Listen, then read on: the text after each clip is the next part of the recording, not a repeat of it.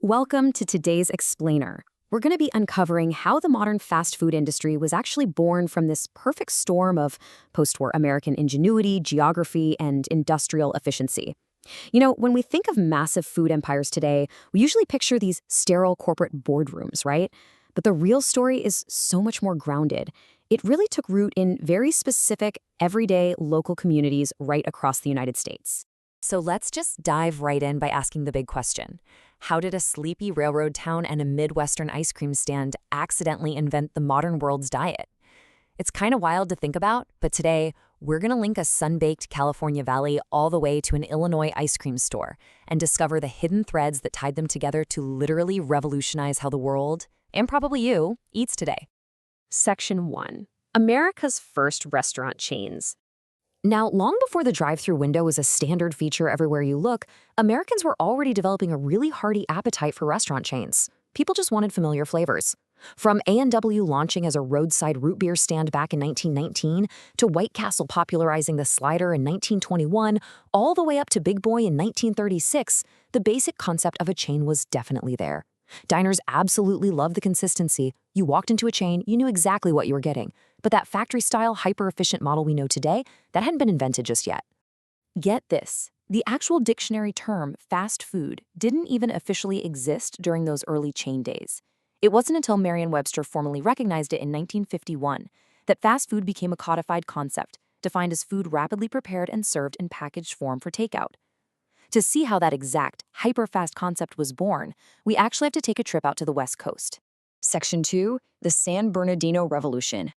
To find the exact birthplace of this whole revolution, we have to look at San Bernardino, California. In the 1940s, this wasn't just any town. It was this booming crossroads. It was the beating western heart of the Santa Fe Railroad, home to the massive Norton Air Force Base, and it sat directly on Route 66.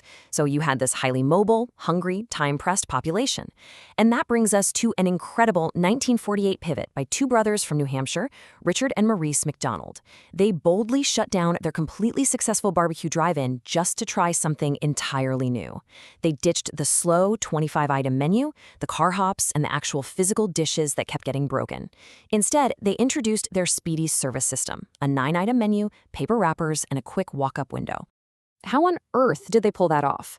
Well, they literally went out and drew chalk lines on their kitchen floor to choreograph a factory-style assembly line. Instead of having one cook make an entire meal from start to finish, every single worker mastered one specific repetitive task. One person just grilled the patties, another person just dressed the buns, somebody else just worked the fryer. They basically turned a restaurant kitchen into an industrial factory floor. And here is the truly shocking part.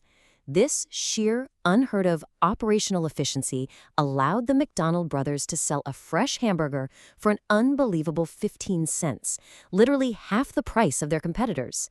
Customers could just walk up, grab their food instantly, and feed the entire family on the cheap. The lines were soon stretching way down the block, and just like that, fast food was officially born. Section 3. The birth of Dairy Queen. Meanwhile, halfway across the country, out in the Midwest, this totally parallel breakthrough was happening in the world of desserts. While the McDonald brothers were rethinking the hamburger, some ice cream innovators were about to rethink the frozen treat. Back in 1938, a dairyman named J.F. McCullough and an ice cream store owner named Sherd Noble held this experimental 10-cent sale for a brand new, soft ice cream in Kankakee, Illinois. They just wanted to test the public reaction. So, using a commercial freezer, they hand-dipped portions for 2 hours. The result? They served an astonishing 1,600 portions in that tiny little time frame. I mean, the public reaction was absolutely staggering. Sherb Noble actually recalled later, "We had ice cream all up and down the block, even had them eating ice cream in the corner tavern down the street. Turns out, people love a soft serve cone even when they're grabbing a beer." It proved beyond a shadow of a doubt that this fast, accessible, soft serve treat was exactly what the market was hungry for. And that wildly successful test directly led to the opening of the very first Dairy Queen in June 1940, right over in Joliet, Illinois. Much like the McDonald brothers did later out in California, they completely streamlined the customer experience. It was a walk-in store, very little parking, utilizing those new experimental freezers, and offering a strictly limited menu of just cones, sundaes, pints, and quarts. Keep it simple, keep it fast. So, fast forward to the 1950s, and we have two rapidly growing empires operating totally independently. McDonald's mastering the burger out in California, and Dairy Queen mastering soft serve in Illinois. Which really begs the ultimate question: what surprising secret actually brought these two fast food titans together? Section 4. A hidden ice cream link. The answer isn't in California and it isn't in Illinois.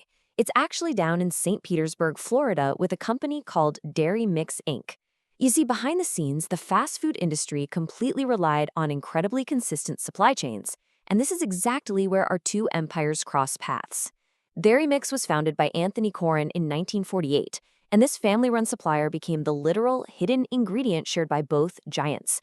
They started supplying Dairy Queen with high-quality liquid ice cream mixes in 1953. Then, in 1958, an early McDonald's employee named Fred Turner knocked on their door, and they started supplying McDonald's too. To this day, that liquid ice cream mix helps both of these massive companies churn out consistent desserts rapidly. Section 5. The fast food legacy. The foundations laid by all these early innovators sparked a massive, massive global explosion. Today, we know these brands in pretty much every country on Earth. But this massive corporate success left behind a highly contrasting and, honestly, sometimes tragic legacy back home, particularly for the birthplace of the fast food burger. The real shift from local innovation to global empire happened when a milkshake machine salesman named Ray Kroc saw the absolute genius of the McDonald brothers system. Kroc initially became their franchise agent, but eventually he wanted full control of the whole shebang. So in 1961, Kroc bought the brothers out entirely for $2.7 million. It was specifically calculated to leave each brother with exactly $1 million after taxes. However, as the McDonald's brand exploded globally under Kroc, its birthplace of San Bernardino suffered a devastating series of economic blows. The city really became a victim of changing times. The shiny new interstate highways completely bypassed Route 66, which basically dried up all that tourist traffic. The Santa Fe Railroad transitioned from steam to diesel, suddenly slashing thousands of maintenance jobs. And then the final blow, Norton Air Force Base was closed in 1994, wiping out 10,000 local jobs in one fell swoop. It was a perfect storm of economic loss that completely hollowed out the city's foundations. This all culminated in 2012 when the city of San Bernardino was forced to file for a historic Chapter 9 bankruptcy. They were staring down a $45 million deficit, an absolute inability to even make payroll for city workers, and sharply climbing poverty rates.